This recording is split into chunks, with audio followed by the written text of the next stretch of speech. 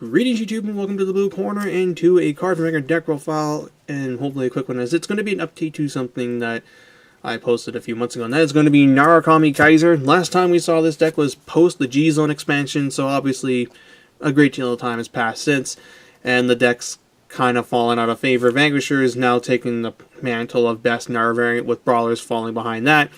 And then Eradicators, because they keep trying to support that deck, has gotten enough cards to actually be better than Kaiser. So now Kaiser's fourth best Narukami deck. It's still better than Noble Kami, but that doesn't take much. Little disappointed because you guys know how much I really like this deck. Like, Vermilion is still my favorite unit, and I would love to see him get a fraction of Overlord support, or even just like the level of support that Maelstrom and Azel have gotten in the past year. Like, if Maelstrom can get 2 strides, then we can get another Vermilion stride. I'm just saying. Anyway, so this is my post-set 9 update.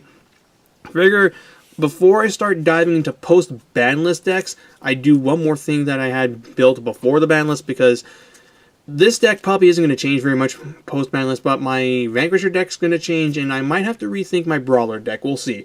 Depends on how the format pans out before I go with that one. But anyway, so let's get started. So, for the 3s, we're obviously running 4 Legions, as he's arguably the better Kaiser to be on, but Vermilion isn't half bad either, as his Limit Break does something if you get rushed down in the game by, like, I don't know, 7 Siege Rush, so he wouldn't be that bad. If we had a better means of unflipping, I think Vermilion would actually be pretty playable. But anyway, so those are the 3s. Not much has changed there. For the 2s, still running 4 Shatra because it's Shatra.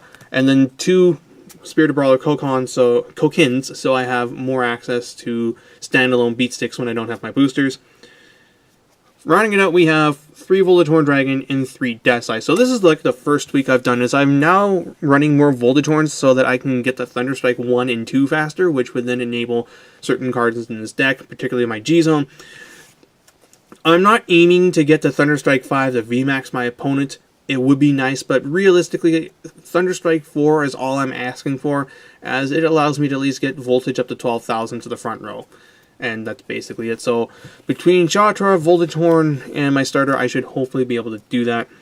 Then, for the ones, it's 4 PGGs, 4 Stride Assists, 4 Crown Holder Dragon, and lastly, 2 Fatines. So, Fatine ended up replacing... What was I running last time? I think I was running... what's his name? Wow, it's been a long... Pilgrim, there we go.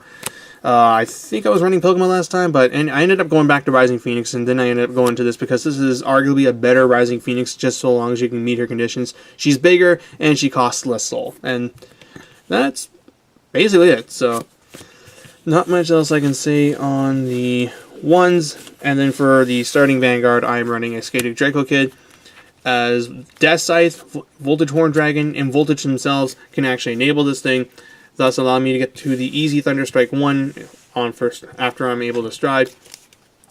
It sucks not having Seishin for that early game pressure, but I feel like enabling my G-Guards is much more important than trying to terrorize their starter. I mean, this deck is running Death Scythe, so if I have the 2 Counterblasts going to my turn, then I can still kill the starter. It's not like with Brawler where I don't have a Death Scythe clone, so I can't terrorize the starter. I think I would still run Seishin in that deck, and yeah, that's pretty much all I gotta say about that. He's also a potential 7k booster, but basically he's just in here to enable a guaranteed Thunderstrike 1, while not minusing yourself like Well-Run Dragoon. And then for the triggers, it's 4 Vanquisher crits because I'm running more Vanquisher strides, 4 Jins, and then 4 of any trigger, and 4 of any heal. I'm particularly partial to Zyobo, although I've noticed that for the Trigger Pack campaign, yeah, we're actually getting that. We're going to be getting foil, what's it called? At least for crits, we're getting a foil Brawler crit, so there's a good chance we might be getting a foil Brawler heal. Who knows, but when we get that thing, I am so going to try and get those. And then for the G-Zone, is it the same as before? No, not really. It's 4 Warning. Warning's still a very good card. Clearing the front row and buffing your front row by... Not your front row, but just buffing your units off of 1 Counterblast is still pretty good. Unfortunately, he is GP2, so you're going to need something else to go into it first.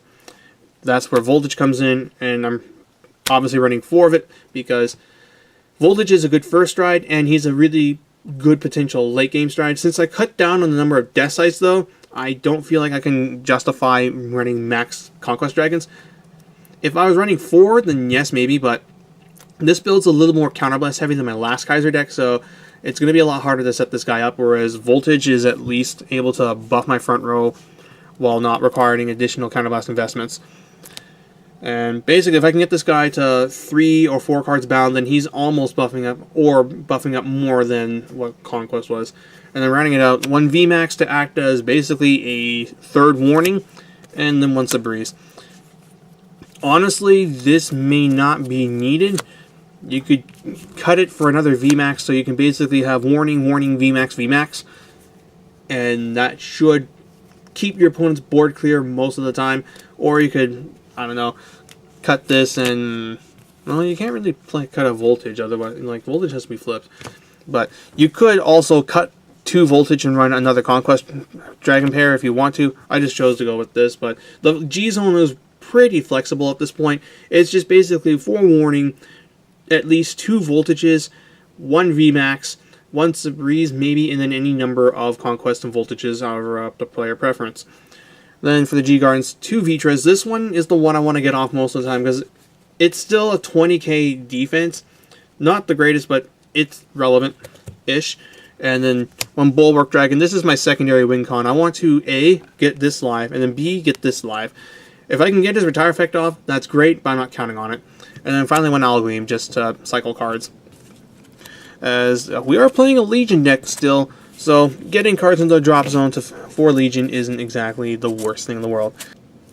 And that's the deck itself. I hope you guys enjoyed it. I do like me my Kaiser, but even I know for a fact that the deck is woefully underpowered in the current format. It needs a lot of things to go its way in order to become relevant again, but I remain hopeful that Wooly will eventually get something in a future set. You never know. I mean, again, if they could actually make an Azul-based archetype with what happened in set 8, then anything can really happen at this point. I mean, Blows are getting things, so I think they'll eventually come to Kaiser eventually. I just don't know when that's going to be, but I will be patient. I mean, I waited how long for there to be a Vermilion Legion? I mean, not a Vermilion Legion. Like, the moment I saw the cross, I knew that Vermilion was going to be a Legion, but God, like, we waited how long for Brawlers to actually get good, relevant support when the G series started? We waited 5 sets, so it's...